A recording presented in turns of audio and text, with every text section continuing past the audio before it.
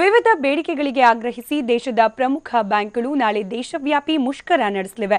SBI ಜೊತೆ ಸಹವರ್ತಿ ಬ್ಯಾಂಕ್ಗಳ ವಿಲೀನಕ್ಕೆ ವಿರೋಧಿಸಿ ಹಾಗೂ ನೋಟ್ ಅಮಾನ್ಯೀಕರಣದ ವೇಳೆ ಹೆಚ್ಚುವರಿ ಕೆಲಸಕ್ಕೆ ವಿಶೇಷ ಭತ್ಯೆ ನೀಡುವುದಕ್ಕೆ ಆಗ್ರಹಿಸಿ ಬ್ಯಾಂಕ್ಗಳು ಮುಷ್ಕರ ನಡೆಸಲಿವೆ. ಸಾರ್ವಜನಿಕ ರಂಗದ ಬ್ಯಾಂಕ್ಗಳ United forum of bank unions ನೀಡಿರುವ ಹಿನ್ನೆಲೆಯಲ್ಲಿ ಬ್ಯಾಂಕಿಂಗ್ ಸೇವೆ ಬಹುತೇಕ ಸ್ತಬ್ಧವಾಗಲಿದ್ದು ಎಟಿಎಂ ಸೇವೆಯಲ್ಲೂ ವ್ಯತ್ಯಯ ಉಂಟಾಗಲಿದೆ. ಯುಎಫ್ಬಿಯು ಅಡಿ ಒಟ್ಟು 9 ಬ್ಯಾಂಕ್ಗಳ ಸಂಘಟನೆಗಳು ಮುಷ್ಕರಕ್ಕೆ ಬೆಂಬಲಿಸಿದ್ದು ದೇಶವ್ಯಾಪಿ 10 ಲಕ್ಷಕ್ಕೂ ಅಧಿಕ ಬ್ಯಾಂಕ್ ಸಿಬ್ಬಂದಿ ಮುಷ್ಕರದಲ್ಲಿ ಭಾಗವಹಿಸಲಿದ್ದಾರೆ. State Bank group, Corporation Bank, Canara Bank, IDBI Bank, SBI, SBM, Punjab National Bank, Bank of Baroda, Karnataka Bank ಸೇರಿದಂತೆ ಎಲ್ಲ ರಾಷ್ಟ್ರೀಕೃತ ಬ್ಯಾಂಕ್ ಮತ್ತು ಸಹವರ್ತಿ ಬ್ಯಾಂಕ್ಗಳು ಸೇರಿ ಶೇಕಡಾ 90ರಷ್ಟು ಬ್ಯಾಂಕ್ಗಳು ಮುಷ್ಕರದಲ್ಲಿ ಪಾಲ್ಗೊಳ್ಳಲಿವೆ. ICICI, HDFC, Kotak Mahindra, Axis ಸೇರಿದಂತೆ ಬಹುರಾಷ್ಟ್ರೀಯ ಬ್ಯಾಂಕ್ಗಳು ಎಂದಿನಂತೆ ಕಾರ್ಯನಿರ್ವಹಿಸಲಿವೆ.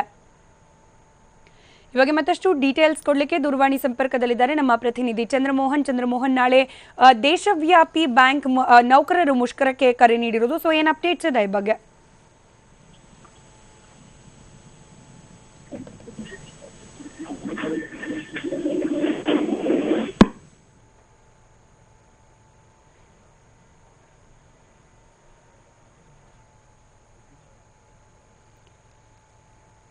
ಶೇಕಡಾ 90ರಷ್ಟು ಬ್ಯಾಂಕ್ಗಳು, ಅದರಲ್ಲೂ ಕೂಡ ರಾಷ್ಟ್ರೀಕೃತ ಬ್ಯಾಂಕ್ಗಳು ನಾಳೆ ಬ್ಯಾಂಕ್ಗಳ ನೌಕರರು ಮುಷ್ಕರಕ್ಕೆ ಇಳಿದಿರುವುದರಿಂದ ಕಾರ್ಯನಿರ್ವಹಿಸೋದಿಲ್ಲ. ಇನ್ನು ಎಟಿಎಂಗಳ ಕಾರ್ಯಚಟುವಟಿಕೆಯಲ್ಲೂ ಕೂಡ ವ್ಯತ್ಯಯ ಆಗೋ ಸಾಧ್ಯತೆ ಇರುತ್ತೆ. ಹೀಗಾಗಿ ಬ್ಯಾಂಕ್ಗೆ ಸಂಬಂಧಪಟ್ಟ ಕೆಲಸಗಳು ಇದ್ದರೆ ಅದನ್ನ ಇವತ್ತೇ ಮುಗಿಸ್ಕೊಳ್ಳೋದು ಸೇಫರ್ ಸೈಡಲ್ಲಿ ಇರುತ್ತೆ.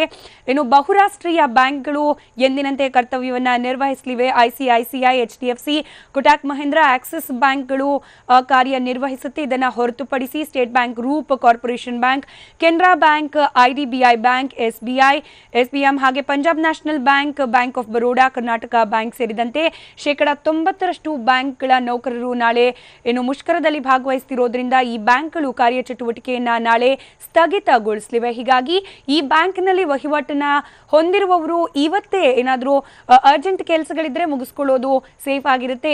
ಈ ಬ್ಯಾಂಕ್ಗಳ ಎಟಿಎಂನ ಕಾರ್ಯಚಟುವಟಿಕೆಯಲ್ಲಿ ಕೂಡ ಕೆಲ ವ್ಯತ್ಯಾಸ ಆಗೋ ಸಾಧ್ಯತೆ ದಟ್ಟವಾಗಿದೆ.